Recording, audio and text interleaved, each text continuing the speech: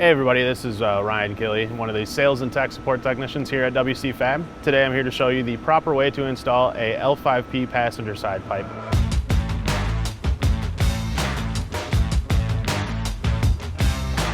Here I have a 17 to 19 L5P passenger side pipe.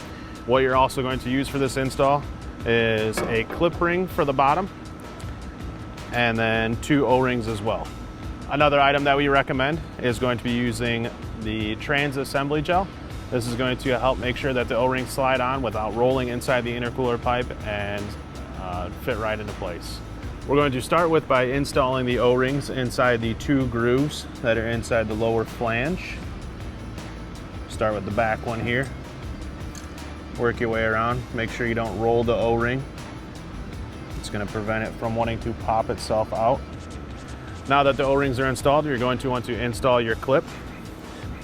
There is a dimple on the side of the pipe here. You'll want to make sure the top center of the clip is in the slot next to that dimple.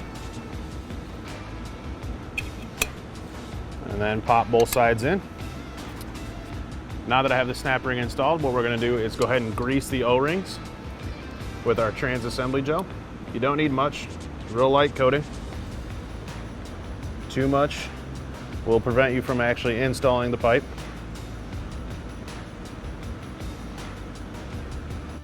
And then go ahead and slide it onto the intercooler. You'll see that the clip starts to pop itself out. And then a little push and it's on. Best thing to do is always feel around just to make sure that your clip is fully engaged.